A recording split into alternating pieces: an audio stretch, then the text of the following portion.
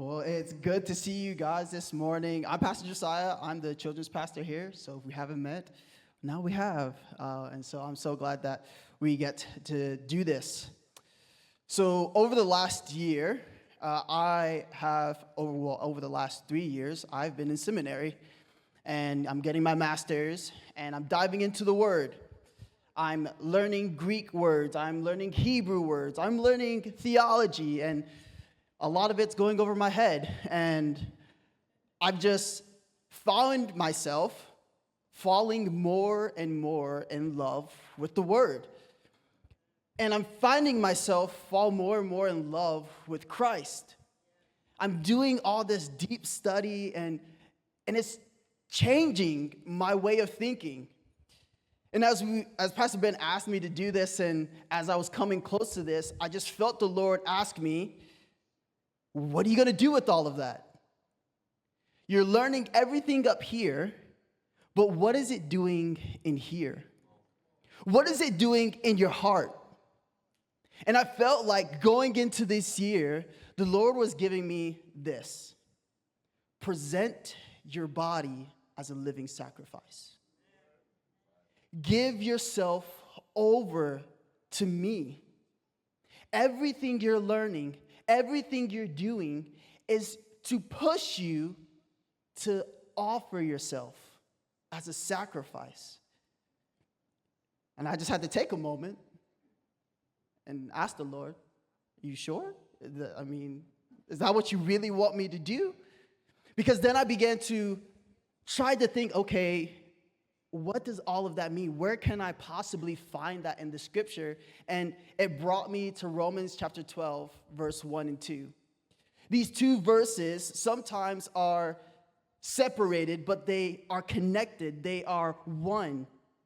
And so we have Paul saying, present your body as a living and holy sacrifice. And I'm like, okay, what does all of that mean? I look back in the Old Testament, in Leviticus, and all of the rules and regulations that God gave his people when it came to sacrificing. These sacrifices were to be put on an altar, and they were to be killed and offered to God.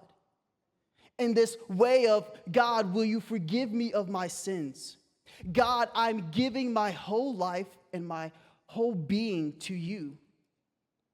And so with all of the knowledge that I've received, he's now asking me, put it on the altar, because these are my things. This is what I want from you. I want your will. I want your passions. I want your life. I want your heart. I want every single part of you. If you're willing to do that, you will see more, and you will see many things happen. And I was like, okay, but what about this conforming, and what about this transforming? Over much of my life, I have been in this Christian bubble. And I have been presented with people who don't believe what I believe, who don't think what I think. And Paul is saying here, do not conform to this world.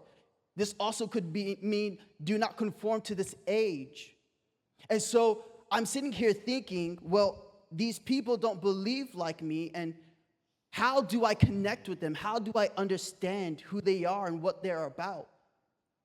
But this conforming to this world would assume that you know about the world, that you just don't know politics, but that you know people for who they are. And so going into this new year, do you know people who aren't like you? Do you know people who do not believe like you, who are atheists, who are gay, who do not hold to your beliefs?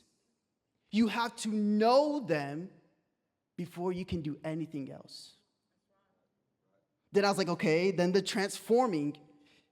In the Greek, this is the same word that's used when Jesus is on the mountain with the two disciples and he's transfigured.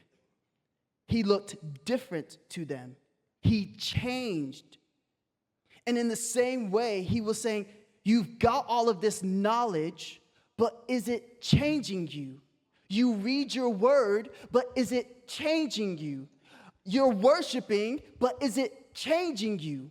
You're doing all of these things, but are you different? Are you different from all of the other people? And I was like, man, that's tough. Because I don't want to be the type of person that comes off and rubs off as arrogant or prideful. But he's asking us, are you going to be the light that I've called you to be? Are you going to be different? And so this year, going into this year, he's asking us to present our bodies, present our hearts, our wills as a living sacrifice so that we may be transformed, so that people could see him. Thanks.